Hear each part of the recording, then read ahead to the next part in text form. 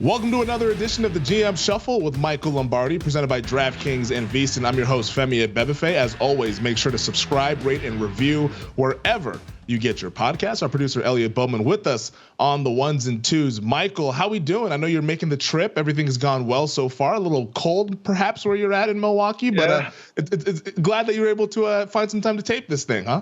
You know, I am. I'm happy to be here. I'm sorry I'm late today, but I had to fly to Milwaukee. I've got a speech to a very interesting group that I'm excited about, and I'm staying at a hotel named the Pfister Hotel here in Milwaukee, which is an old school hotel. It's where the Packers would stay when they would play their 2 games a year here in Milwaukee. So I'm in it's one of those great old hotels and grand, and to just know that you're in the same hotel Lombardi stayed at and the Packers stayed, Horning walked through those doors. It's kind of interesting. It's fun, and there's so much history here. But whether you go to, I don't know if I'll be able to go to Arnold's, the drive-in today. I don't know if I'll be able to make it there, but I'm sure Arthur Fonzarelli is his car shop somewhere around. But it's fun. I mean, it's great. It's great history here, and the Packers. It made me think about the Lombardi driving his Pontiac from New York City to Green Bay, and what lied ahead as he was looking at those roads as he was driving.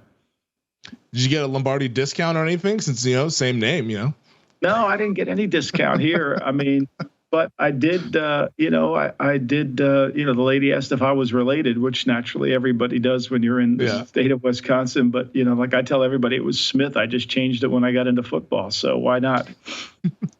No, that's great. Hopefully the Milwaukee trip is awesome, and then we're excited to have you back here in Vegas, obviously later on this week. But I'll be back. I'll be back for our Wednesday and Thursday. I'll be back. Don't worry. All right. Oh, yeah. No, we'll be here waiting for you, man. Hopefully the weather's a little bit better when you get here. But we obviously saw the big news coming out of the NFL today with Lamar Jackson. We've talked about Lamar a lot on this podcast because he's a former MVP quarterback who is available on the market. And earlier, Lamar took to Twitter to tweet out his thank you letter to the Baltimore Ravens fans, while also revealing that he requested a trade on March 2nd. We are sitting here on March 27th. Lamar, of course, had the non-exclusive franchise tag used on him. So we've gone through the franchise tag movement. We've gone through the new league year, free agency, all that stuff.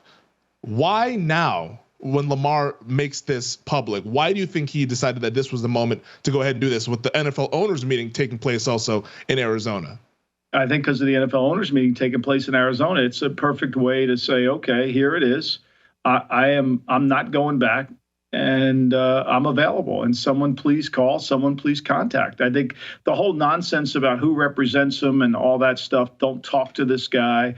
I think Lamar's made it very clear. And look, if you're going to be your own agent and you're going to control the narrative, you got to control the narrative. You can't stay in silence. I mean, it's not going to work. So I think that's why he did it. And it's the perfect timing and it's the perfect place to see what's going to move forward as this transpires. But now I see people writing about how he'd be a great fit for the Colts. And, we wrote about that last week and we talked about it last week. So, there's a lot to be played out here. I was flying here and reading online as I was flying, through the internet that, there's so many teams that make sense. I mean, how does Atlanta really not make sense? How does they not make sense? And so it's insane. I mean, look, you take a team like Houston. How does Houston not make sense? Well, you say, well, they got 2 number 1 picks. Here's one of the things that you have to understand in this franchise. If you don't go through the Ravens and make a deal, you can't. The Texans can't take their first round pick and trade it down. It has to be your first round pick. So they would have to give up 2. I think they have another pick somewhere in the middle of the first round. They have Cleveland's pick, obviously. But so, they would have to maneuver. But why wouldn't Houston be it? I mean, if you're, to turn around your fan base, wouldn't you be involved in this? Wouldn't that be something to kind of make it seem like, okay, we're serious? I mean, if you're D'Amico Ryans and you got a 6-year contract and, you've got a lot of say in the personnel department, wouldn't you rather have, again, the same thing that I would say to Chris Ballard, wouldn't you rather have Lamar than C.J. Stroud or the unknown? I would personally, but those guys haven't asked me for my opinions. I actually have a list of teams that I wanted to ask you about, and we can go rapid fire on them. We'll do that in a little bit, but I wanted to play this cut from you first, though, from John Harbaugh, because Lamar tweeted this out right as John Harbaugh, the head coach of the Ravens, was sitting down to address reporters at the NFL owners meeting. Here's what Harbs had to say earlier today. I haven't seen the tweet. It's an ongoing process. I'm following it very closely, just like everybody else is here, and looking forward to a resolution. I'm excited, thinking about Lamar all the time, thinking about him as our quarterback. We're building our offense around that idea, and I'm just looking forward to getting back to football, and I'm confident that's going to happen. Harbaugh also said he's confident Lamar will be their starter week 1. I don't know where the confidence is coming from. Ian Rapoport at the NFL Network talked about how the two sides have negotiated as recently as last week. So clearly they knew that this trade request was out there, since Lamar said he requested it on March 2nd, but they're still working through some things here. Can this be solved, or can it be salvaged, I should say, or is this the end of Lamar and the Ravens? Well, I think something triggered the announcement, right? So with Rapoport's report saying that, they were talking last week that maybe they've reached an impasse in negotiations, and he finally just said, even though earlier he said he was March 2nd, he said he requested a trade, which all players do that are franchise. Look, I don't want to play on the tag. I want to trade. I want a contract. And then eventually money solves all problems. So you can't rule out that it couldn't be solved with money. I think you could say that John's speaking with confidence without evidence that he'll be the quarterback, because there's no evidence that suggests he's coming back. He doesn't want to come back. They don't seem to be willing to find a common ground within the negotiations. But I think the alternative is, what would the Ravens do? I know Huntley made the Pro Bowl, but we know that's kind of comical, right? We know that's a joke. So, they don't have a quarterback. And obviously, if they trade Lamar, they're going to have to get something where they could guarantee themselves a chance to get the quarterback. So for me, I think that it is ongoing, and money solves a lot of problems in a lot of situations. But I don't know. My question to John would be, well, didn't you design the offense before with Lamar in mind? Wasn't that Lamar's offense before? Like, why are we rebranding the offense? Like, why? Which I think is probably a good thing. I've bitched about the Ravens offense for years now, about how it wasn't Lamar friendly in terms of the passing game or the outside zone. So I kind of wonder what that's all about. Lamar, in his letter to the fans, which he tweeted out in about a series of 4 tweets, he said that the Ravens have not been interested in meeting his value. So the whole negotiating thing that's going on here, we've believed that it's all about a fully guaranteed deal, but there was also reports saying that he's not necessarily looking for a, quote, fully guaranteed deal. It's a lot that's out there with Lamar. But the one question I have for you is, what leverage does Lamar have, if any, as we sit here on March 27th? Well, he has his ability to play, right? And so the leverage he has, he signs the contract. It's fully guaranteed. They can't maneuver the cap around, okay? And then what do they do? And what happens if he tweaks a hamstring, or what happens if he has a back injury? Because as we know from Big Puss and The Sopranos, nobody knows nothing about backs, right? So we could know nothing, right? Yeah. And so, like, what happens then? I mean, we've already seen this guy, we thought he was coming back last year. John was fairly clear, remember the week he got hurt, leading up to the next game, everybody, John was implying he was going to play. Now, that may never have been true, but there was an implication of that. So for me, my sense of it is if he's on that 1-year deal, it's not going to be beneficial for anybody. It's really not. And it's not going to be beneficial to the Ravens, because they're going to give out $32 million and they're not going to get a $32 million player back. I think that's fair enough to say. So there's got to be some resolution, and that's his only leverage. Our show sponsor, DraftKings, they, of course, put out a market that people can bet into of where will Lamar play next. And the favorite in that market is a team that you've already brought up. We've brought up over the course of this offseason, the Atlanta Falcons at plus 250. Right below them, our producer, Elliot Bowman, he smiles when he sees this. The Colts at 3-1. Commanders plus 450, Titans plus 750. You have the Jets, Seahawks, Patriots at 9-1, Dolphins, Buccaneers at 10-1. Is that a fair list there? Is that kind of how you would rank them? Or based on what you've been hearing, who are the rumored teams that might be interested in Lamar? I don't. I got a text from somebody in the league today. He said, asking me if I thought the 49ers would go after him. And it did, to me, they don't have the cap room. They still have to sign Bosa. I don't know how that would all transpire. But to me, it's going to take a team with cap room or cap flexibility, let's say, and assets. It's going to take a team that has cap flexibility and assets. And I think ultimately that's where it starts. That's why I believe the Colts should be the favorite. Who was DraftKings favorite in this? The Falcons. Yeah, I mean, to me, here's what I don't understand: how the Falcons can be all in, almost catching their breath, believing they had Deshaun Watson, right, and willing to pay the freight for Deshaun. And now they're not interested in Lamar. Like, there's nothing that Desmond Ridder did this year that would say we don't need Lamar. Like, it makes no sense. And I do think that they are, if Baltimore had their way, they would probably want to trade him to Atlanta and get him to the NFC and get him out of having to deal with them and then go about their business, get a high pick from Atlanta. So I could see them. That's why I think DraftKings is smart to put Atlanta as the favorite. I do think Atlanta should come around to their senses. I mean, if you're Arthur Blank and you want to win, I mean, how do you tell your fans you don't want to win and you think you're going to go with Desmond Ridder because that's what your head coach thinks is the right thing to do? Like, I'm not sure that's the right thing to do. I don't know where Terry Fontenot is on this as a GM, but I know if I was Terry Fontenot, I've said this before. I said it on Lombardi. I don't think, one of the things I learned a lot from Ernie, of course, he, the general manager, was at the Browns when I was with him. And he used to always say all the time, you got to protect the franchise.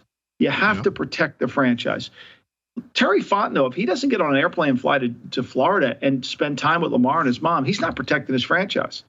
He owes that to the franchise. He's got to do that. He can't just ignore that. He's got to be proactive and go after this.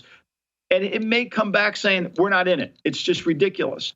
But he's got to collect data, not with the end in mind, with an open mind, and come back and say, here's where we are. And then get up on a whiteboard and say, okay, if we sign Lamar, here's where we are. If we do this, here's where we are.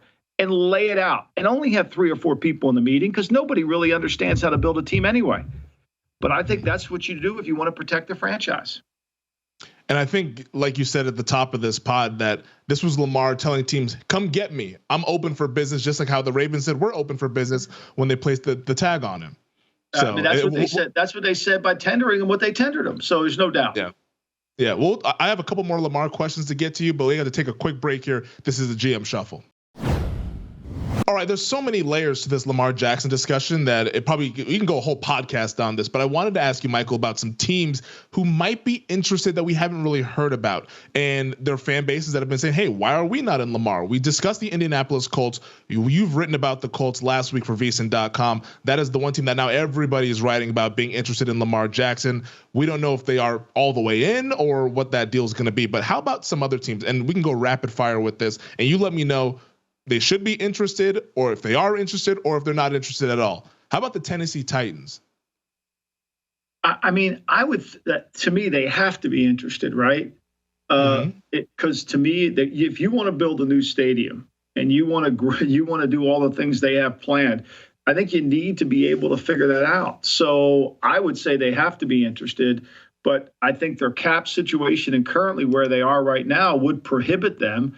But I think they have to be all in. I think the owner, if she wants to really build, if you're going to build that stadium and you want to kind of create fan interest in that, you got to get a quarterback. And I think that, he solves that issue and you're going to pay them and you're going to grow with them and go from there. But I think they should be interested. There's no doubt.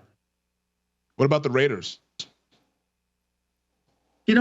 That's an interesting question because I don't think, I don't know if it's a good fit within the system, but after they just gave Garoppolo the money, I think it would be hard for them to then get rid of Garoppolo and then come back. I think they kind of got into this and knowing Lamar was out there, I think they are more of a pocket pass offense, whereas I think Tennessee could craft an offense for them. The Detroit Lions. That's a great one there. That would take balls. That would take balls, right? That would take like severe balls to do that because, that would take we're good, but we could be great, right? You could trade them. You got Jared Goff on the last year of his deal. We could be good, but we could be great, So That would take guts. That would take somebody in the front office to say, we got to push the needle.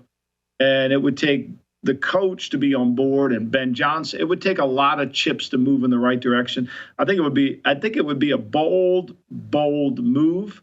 Look, any NFC team that's marginal at quarterback, okay, they should be front runners for this gig, because you can shift the balance of you right now. The NFC is, we got Jalen Hurts, we got Dak Prescott, we got Jared Goff. I mean, tell me who I'm missing here. Brock Purdy? Yeah, Geno Smith. I mean, like it's, right. It's like, seriously, like, why can't we? Why wouldn't we? Like any NFC team, Seattle, if you're Seattle, I know you signed Geno Smith, but maybe it's a tradable contract. You got all those picks. I would think it would be I mean, look, I know the Cardinals wouldn't do it. I mean, how about, like we said earlier, like, why wouldn't the 49ers do it? I mean, that's what they wanted with Trey Lance. That's what they wanted with Trey. Now, they don't want to. They don't want all the cap effect on it. But why wouldn't they do it? How about Tampa? They don't have a quarterback. They have cap issues. I get that.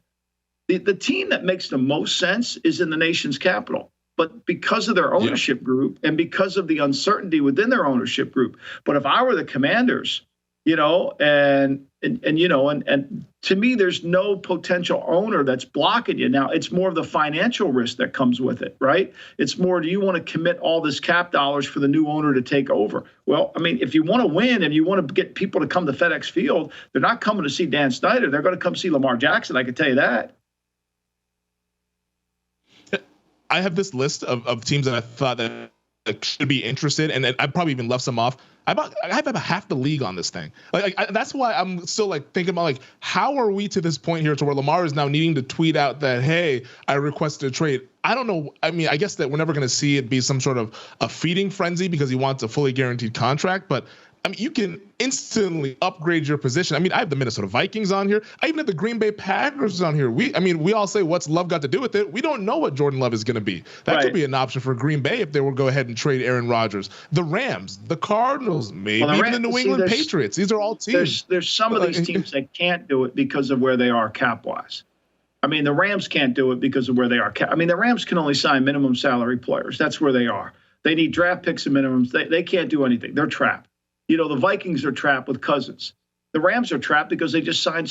We talked about it. They tried to dump Stafford. Nobody would take them, so now they're on the hook for $57 million for the next 2 years. How are you getting in Lamar if you're paying a quarterback $57 million? So you can scratch them off. I mean, in terms of talent, yes. In terms of financially fitting, it doesn't work. Yeah. So you have to scratch certain teams off. It doesn't work. Like the Raiders. Okay, they just gave Garoppolo all this money. They don't have enough cap room or enough of the cash to be able to scratch it off and say, So, but like a team like the Commanders, they don't have a lot of cap room, but God knows they could do, they need this guy. The Dolphins, I always thought that he would be the play there. But, they signed Mike White, no big deal. But, I think, to me, that's where the kid wants to play. I've said it all along. That's where he wants to play, which was shocking to me that DraftKings has him at 10-1. I mean, that's a pretty low number for draft. I mean, if there were no chance, DraftKings would have it at 50-1. There's so many teams, Michael, that could go for Lamar Jackson. Like I said, half the league I have written down on the list. A team that we did talk about, though, the San Francisco 49ers, they have their own interesting situation at quarterback here. And John Lynch was asked about what the dynamic is going to be like heading into training camp with Brock Purdy, Trey Lance, Sam Darnold. Here's what he had to say earlier at the NFL owners meeting today.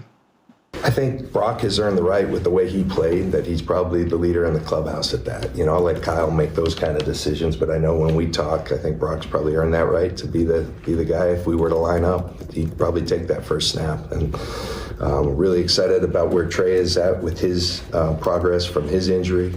He's been working really hard and, love the opportunity to be able to bring in Sam Darnold and his skill set. We think it's a really good fit. And so we like that. We like that room a lot. So they've been loving Trey Lance's potential for 3 years. I mean, it's unbelievable. That's all they say is how great he is. I mean, there's no evidence that he is great, but all they keep saying how much they love him. One thing about the owners' meeting, we should just call the owners' meetings we should just basically call the owners' meetings. Nothing that's been reported is true. Because if you go through it all, the Broncos don't want to trade Jerry Jeudy. Hopkins is working on as if he's a Cardinal. Minshew could be our starter. Kevin Badyard isn't. We never asked him to be released. We want Cousins back full time. No way we would have ever gotten rid of Matthew Stafford. Tua is doing great. Like it's like a celebration of like all these things are like unbelievable. Like, stop. Like, we know this is like nobody. Yeah, everybody's so freaking happy. I mean, God damn, are we going to just start playing? Like, we should have a party. Like, I mean, of course, like what I say to people all the time, I say this to people all the time. I mean, like, if the Rams weren't trying to trade Stafford, then they weren't doing their job. They should have tried to get away from $57 million for a guy that, like, to me, like, it makes no sense to say you're all in when the guy's broken down. You're not sure he's healthy. Like you would not. It would be like Atlanta saying we're not interested in Lamar Jackson. Like you're not doing your job if you're not interested. I'm not saying you should sign him, but you should do the due diligence to think you might want to sign him. And because of the way they tendered him, it allows you to go spend time with the player. It allows you to collect data that you may need when you play against them, data you may need if you trade for them. So this isn't data. You're not wasting your time. I mean, I'm listening to this incredible book on Audible about Malcolm Gladwell does a great job of. It's kind of a new way of a book too. To me, it's he takes Paul Simon and it's not an autobiography of Paul Simon. It's how to become creative. And in one of the stories he shares in the book, he talks about how Paul Simon went to South Africa to learn about something. And even though he never used it, he felt fulfilled because he learned it. He went to England to learn about a certain music. It never used it, but he felt fulfilled. Like at some point in these jobs we have, you have to learn something that you may never use. You may never use it, but you may use it. It may be there. Oh, it's there. Like you may never trade for Lamar, but God dang, those 2 days I spent with him, I learned a lot. I learned a lot about Baltimore. I mean, if you're the Colts, and you compete against the Baltimore Ravens, don't you want to know everything about? He's going to tell you everything you want to know. He's going to tell you everything you want to know. I promise you, Al Davis would have my fat ass on an airplane. Go down there and learn everything you can. Go down there and learn everything you can. I don't care. Even though we probably had no money to sign him, go learn everything you can. I don't care if it gets reported we're interested. We're in there to find out. That's why he would bring coaches in for interviews that he wasn't interested in hiring. He wanted to collect it. He wanted to see what people were doing. And if they're going to give you the chance to do it, because Lamar's going to have to come clean. Lamar, why aren't you happy here? Like, tell us why. What's going on? Was it Roman? Was it how John runs? Talk about how John runs the organization. Are you mad at DaCosta? Are you mad at someone else? Like, who are you mad at? Like, what's created the void? Now you find stuff out. This is what you do. This is the business we're in. We're in a data collection business. And the more you can get accurate information, and they've opened the door for you. They basically said, here you go. Like people are so naive to think that, when Derek Carr gets cut, that all the teams in the league don't call. They may not call the Raiders, but they're going to call every quarterback coach who's ever worked for Carr. And they're going to ask him about Carr off the record, quietly. And they're going to get their opinion. I called this team and and I'm not saying you should believe everything you hear, but you're going to collect. That's data collection. Some of it's wrong, some of it's right, but that's what you do. It happens in the league all the time. Yeah, teams are doing that recon. Do you think that they should be doing recon on Trey Lance if the leader in the clubhouse in San Francisco is Brock Purdy? I think if all you have to do is call Carthon to say, what do you, Ram, what do you think somebody's going to, now Carthon's going to know he's getting called for info, but he's no longer a Niner. Anybody who worked there. I mean, if Adam Peters leaves this offseason for another job, is he going to be interested in taking him with him? We'll see. Yeah. I mean, Peters was the guy that you've said that it was Peters and Lynch. Those were the ones convincing Kyle Shanahan that Trey Lance was the pick to be for the San Francisco 49ers. And Schefter verified it this year, but it was never true according to when I said it. But anyway. Wrong. No, that's what everyone on Twitter is saying. I want to talk more about this from the Purdy and Darnold perspective when we come back here. This is the GM Shuffle with Michael Lombardi. All right, the 49ers quarterback situation here, Michael, with Brock Purdy.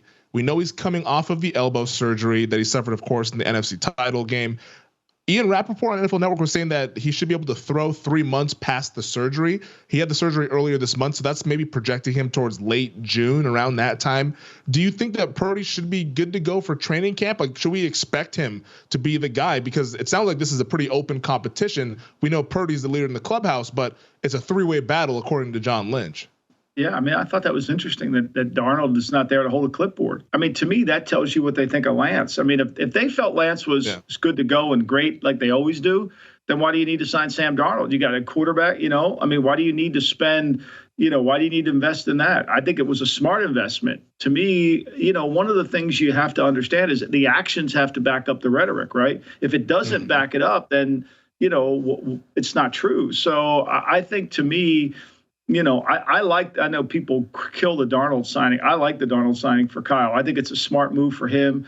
I think he can manage him and correct some of the mistakes. I think the offense is quarterback friendly for him, gives him an athletic player to play the position and still operate from the pocket. I think, to me, it's Purdy's job. I think they're going to know fairly early if Purdy has enough, because when you get the surgery, do you have enough juice in the arm when you come back? I think that's really, are you going to have enough velocity? I think the one thing we learned, and I was at Arizona this weekend at their coaching clinic and talking to some of the coaches that were at the workout, that were at the clinic, they were surprised at Bryce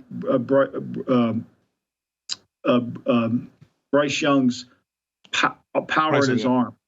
Bryce Young's power in his arm. Like, people were like, "Whoa!" I knew he had a good arm, but when you see it live, it's like, "Whoa!" I think that's what separates Bryce Young from other people. And I know that there's a lot of conversation about how Stroud could be the first pick and all that. To me, after what I've heard from all the reports, I think it's Bryce Young. I thought it was before. I still think it's Bryce Young. But the telltale sign was everybody that had a pick in the top 10 that was there, they were really impressed with his arm. The intangibles are always going to be great, right? Everybody loves his intangibles, works hard, does all those things. However, the arm, and I think that's what you have to be a little bit worried about with Purdy. We got to be worried with Purdy, and I want to table the week 1 talk for the Niners a little bit later in the offseason once we start to hear some more about how he's recovering from the surgery. But final question on Trey Lance. Do you think he'll ever play again for the 49ers? I would never, we're in the business to never say never, but it seems unlikely to me, right? It doesn't seem like he's going down that road. It just doesn't seem like it's trending. It seems like guy hasn't played in 3 years. He doesn't fit. Even when he played, people are like, they're clinging to the injury. Well, Purdy, played in the same offense and he looked really good. So, like, here's a 7th round pick beating out the guy picked 3rd overall. They're couching it. So I would never say never, but I think it's highly unlikely. That's crazy. I mean, 2 years ago, this was the talk of the draft was, what are they going to do at 3? They take Trey Lance, and now here we are 2 years later, and Purdy is now the quote leader in the clubhouse. And then all roads lead back to Lamar. Like, why wouldn't you take, like, that's just the thing that blows me away. Lamar Jackson's collegiate career was 10 times better than Trey Lance's. 10 times. And he goes 32 and Trey Lance goes 3. Now, I get that Bryce Young could be the first pick overall and Drew Brees went 33. I get that there has been a shift in terms of height for quarterback. I get that. But we're talking about within the relative same decade that one guy plays at North Dakota State in a small school and doesn't play his senior year, and he gets picked 3rd overall on sheer athleticism. And meanwhile, the guy wins the Heisman as a junior, comes back and has a good senior year, and he's got to sit in the green room till 32. Like, I don't get it. And then watch Josh Rosen get picked ahead of him. it doesn't make any sense whatsoever, but I guess that's life sometimes. Sometimes people make mistakes, and I think that's a one that the NFL definitely kicking themselves over. But then Lamar's available now, and people are still being weird about it. So I guess we'll find out later on this offseason. We're supposed to find out about this Rodgers Jets thing at some point this offseason. Robert Saleh, the head coach of the New York Jets, was asked about it at the owners meeting earlier today, and talked about how they're confident that they're going to figure something out. And he was almost in a sense kind of downplaying the urgency to get Aaron Rodgers, because we know that these are negotiations through the media. Everyone's going to hear what everyone says, but he referenced how Nathaniel Hackett has worked with Rodgers in the past. So there's no real urgency. Like, there's no system that he has to learn. He's not being thrown in France and being asked to speak French. He already knows the language and everything, all that they got going on with that Jets offense. Are you buying into this whole leverage play deal that the Jets are doing here, where they're saying, all right, well, no rush, we'll get him when we get him? I think that's the only that's their leverage position, that we're just going to wait this out. And they feel like time is on their side. So all he did was echo his leverage. It would be interesting to see what Matt LaFleur said and Gutekunst and Gut said today at the owners' meetings. Like, what's your plan? Or the high almighty power behind the glass curtain, Mark Murph. What did Murph have to say? You know, I'm sure everybody here in the state of Wisconsin wants to know what Murph had to say. So that there it is, you know, let's see, you know, and see what he's got cooking. Because to me, the Jets, look, they're all in on it. Roger, and the best thing they have is they were allowed to talk to Rodgers. See, this again goes back to Lamar. So if you go down there and you convince Lamar to play for you, then he works for you in the trade. Because he says, no, I'm never signing with Atlanta. So you can trade me to Atlanta, but you can't trade me if I'm not signed. Okay, it's important. Mm-hmm. I want to go to Indy. I want to play at Indy, or I want to play in Atlanta, or I want to play in Tennessee, or I want to play in Miami. Now, that's where I'm going to go. And DaCosta could say, well, okay, if you want to go there, you sign there, but they're going to give us 2 number ones. Okay, well, they don't want to give you 2 number ones. I'm not going to sign my tender. All right, where are we going now? Now we got a stalemate, right? We got a stalemate. It's the same thing. Like, the Jets know Rodgers works for them now. He's holding them. He's telling them, don't overpay for me. I'm coming to you. Just wait it out. Those conversations, I'm not saying they're happening from Rodgers to Joe Douglas, but there's an intermediary. There's what we call in the mafia a buffer. There's a buffer in between all this saying, hey, look, don't pay any more than you should pay. That's the leverage. So the longer it goes, in any negotiation, who controls the final? So, like I said when I wrote last week, I mean, if you're Chris Ballard and you offer him the 4th pick overall in the draft, and DaCosta's going to hang up on you. But if he's got nobody else calling, what's he going to do? Play for 1 year on $32 million tender and risk him eating the cap? Like, what's his alternative? There really isn't an alternative. And whenever we get a resolution, I'm really curious to see what the hell the Ravens' plan is going forward here, because they cracked the code. They found the franchise quarterback, and they found him at pick 32. And now 5 years later, it seems like that guy's walking out the door. I don't understand how it gets to this point. I get negotiations are all about money and all that stuff, but it's like the fact that they couldn't come together with something to where that they could get him on a long-term deal. It's just, I don't see how this happens. You got to get your guys signed. Ozzie admitted this, what we've been saying. Ozzie admitted when he went on that pod, he said, look, the Watson thing hurt us more than anything. And he's right, it did. And, you know, and the owners probably doesn't want to give up. You know, the owner doesn't want to give into that deal either. And I get that. But you got to have to find a way to build. Well, but, you know, I mean, look, these guys, that when you own teams, you don't think like civilians. You know, you think, well, he's going to own it he's going to think for the long haul. Yeah. So I think fair. To me, you know, he feels like, okay, here's who I am, and this is what I'm going to do. I mean, Mike Brown does it. He gets away. He does it. That's kind of how he's operated the Bengals for years. And in fairness to the Ravens, they've won 2 Super Bowls. Lamar Jackson wasn't on either team, so I guess. I mean, I say all the time in all my presentations, like, don't let your ego get in too big, because in the year 2050, the Michigan-Ohio State game will be sold out, and the kids are going to play in that game aren't even born yet. So, like, let's not get carried away with our ego. That's a great way to put it here. Speaking of the kids, we'll get to the draft prospects here because there are some interesting props that we could bet on with this upcoming NFL draft. It's a month away, going to in Kansas City later on in April. You talked about how Bryce Young, what you've been hearing after the pro days last weekend down in Tuscaloosa, all those teams in the top 10 were really wowed by his arm, seeing it live. CJ Stroud, we saw he had a really good workout at the Woody Hayes Center in Columbus. He looked awesome because he always looks awesome. He's really technically sound. As of now, it sounds like you're handicapping this thing to where you think Young is the favorite to go number 1. Who should be the favorite to go number 2? Who do you think that number 2 quarterback should be if it is the Houston Texans picking in that spot?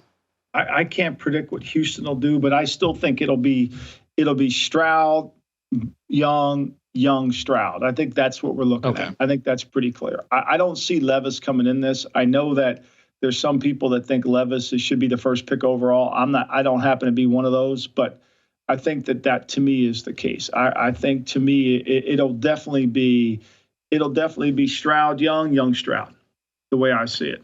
Now, I did hear the Texans like Levis, but the Texans Nick's going to be very guarded in what he does, even though he doesn't really have to be. He's going to be very guarded, and he's going to collect all the data on all these guys.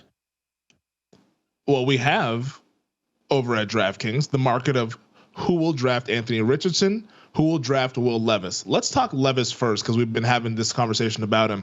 Right now, the favorite, it's funny, the favorite for both of these guys, their favorite to go to the Indianapolis Colts. Everybody has the Colts favorite to get every single quarterback. I was telling Elliot, our producer, that it's going to be a hell of a 4-way QB battle between Lamar, Levis, Hooker, and Richardson later on this offseason. Well, look, they have to be the favorite, right? They have no other quarterback. Gardner Minshew is the backup right now. They've signed their backup. They're basically telling you we have a huge need at quarterback, and we're going to, and there has to be a plan to solve the need. Now, they could come out and after the draft and say, look, we've loved Levis all along. That was our guy. We targeted him. He's who we want. Okay, great. That's what you wanted to do. Perfect. Then go ahead.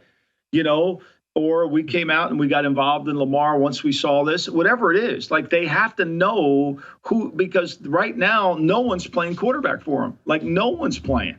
And maybe they have a guy in the draft they like or something like that, but the teams know it, so they have to be involved with everybody. Are you hearing that the Colts like Levis a lot, or maybe the Raiders at plus 350? Seahawks and the Bucks are plus 750. The Commanders are 10-1, Titans 12-1. I think to me, Levis is going to be in play on all those places. I think you got to do your homework. You got to get close to him. You got to figure out why he transferred from Penn State, what happened, what was the situation. Can he protect the football when a game gets on the line? How's he going to make decisions? All those things. I think to me, they should. He's got an arm. He's got arm talent. He's athletic. You got to make sure he's not Kyle Bowler, that he can throw it, but he can't process. Those are things you got to work your way through. I don't think anybody's ready to do that yet. The legendary Kyle Bowler throwing, he was at the 50-yard line throwing from his knee or whatever in the pro day. We were talking about that this weekend.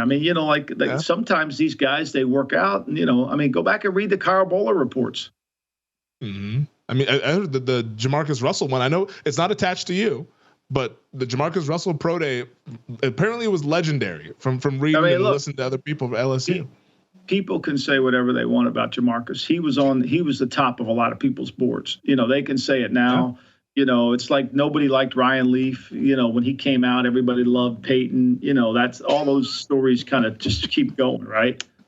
Yeah, hindsight is always 20/20. How about our guy Anthony Richardson? I don't believe he's going to go number 1 overall. That was a fun dream to have for about 4 or 5 weeks. And correct me if I'm wrong, but right now the Colts are the favorite team to draft him at plus 125. Seahawks 3-1, Raiders 5-1, Panthers plus 750. Then you have the Lions, Texans, Falcons at 12-1. Who's sniffing around on Richardson with his pro day coming up on Thursday? The Panthers 750. Why would they do that? They got the first pick overall in the draft. They're not going to take him. One thing I will say, going back to Bryce Young, the Panthers spent a lot of time with Bryce Young. They kind of had him monopolized down there at that day, and they have every right to monopolize the guy because they have the first pick overall in the draft. You learn a lot about what the body language is of the teams there. Now I know Josh McCown's saying, to C.J. Stroud that will play horse when you come to Charlotte. That tape's been analyzed more than the Zapruder film. But the reality of it is that to me that was just a random comment. I think we won't know until Thursday after the owners meeting about Richardson, because Richardson's we know he's going to work out like incredibly well. It's going to be how does he convince and convey that if he's going to be Jalen Hurts, then he's got to be Jalen Hurts in his work ethic. He's got to be Jalen Hurts in his dedication. He's got to be Jalen Hurts in his willingness to improve, because he's got a long way to go to improve. And if the work habits don't match, I mean, that's what happened. Look, JaMarcus Russell's not in the league because he didn't lack talent. I mean, that wasn't a talent miss. That was a character miss, right? That was a guy got rewarded with a lot of money, and that was it. He could care less. He had no pride. He didn't care. He didn't care about winning. That's what we wrote about today. I thought that, what do you do to show the team you want to win? Jeremy Tang's line, are you about winning? And JaMarcus wasn't about winning. It was about getting paid. But it wasn't a talent issue. It wasn't he couldn't read the coverage. It wasn't, he was inaccurate. He was lazy. I mean, it was that. So, that's, to me, Richardson has to prove he's got that work ethic that Hurts has. If he can do that and he proves it and he demonstrates it through his actions, not just through his words, critical, then I think he's got a chance. But I think all these teams are going to want to bite that apple and say, look, we can turn this guy into Jalen Hurts because he's more talented than Jalen Hurts. Can you? It's all going to come down to his work ethic. It's going to come down to his ability.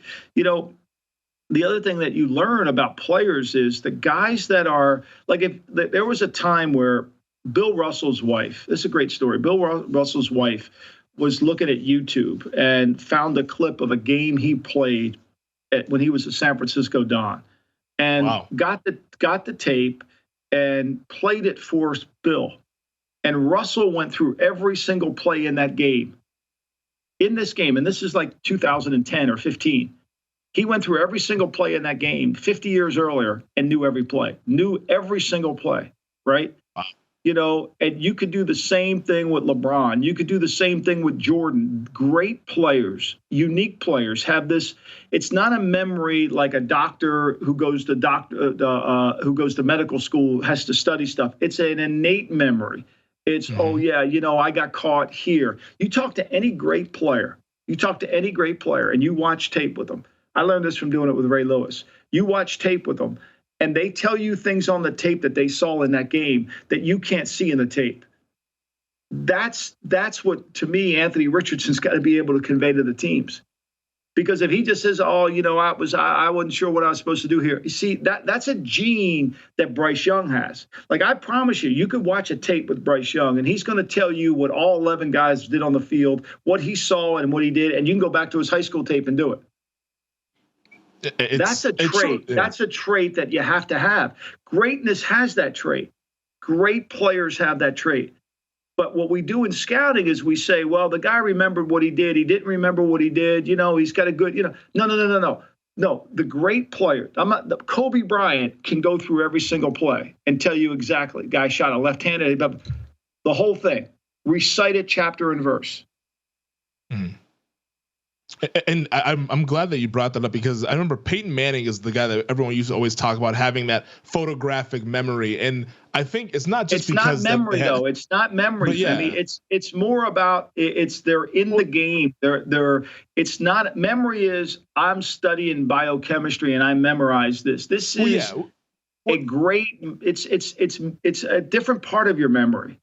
Yeah, it's a different kind. Yeah, it's a different kind of memory, because it's almost because you have so much of an attention to detail that like you're so locked in on everything that you're just gonna always kind of know and see the picture essentially in your brain without actually looking at it. Because I'm looking at the definition right now of photographic memory, and it says that the memory is the ability to recall an image from memory with high precision, at least for a brief period of time, after seeing it only once and without using a mnemonic device. So it's almost like you just see something and then you pick up on all the little nuances and the little details, and then you're able to kind of just recall it because you're that locked in on whatever you're studying or whatever you're doing. Like I think it's. You talked about how like it's Brady, the Mannings, the LeBrons, the Jordans, like all those guys. That's one of the common denominators with all of those guys having that trait. Yeah, I mean, it's like what I wrote about this in the new book, and this is kind of how I described. I compared Peyton Manning to Jason Bourne, and because when he walks into that diner, he says, I can tell you the license plate on all 6 cars outside. I can tell you what our waitress is left-handed. I can tell you the guy sitting on the counter weighs 250 pounds and knows how to handle himself. I know the best place to look for a gun in the cab in the gray truck outside. I know at this altitude I can run for a mile and a half before my hands start shaking. Like, he was trained how to think that. He was trained how to that. Great players have that instinctively. Manning had it. You didn't have to teach him that. He had it. His mama lifted him. Bryce Young has it. That's why Bryce Young's great.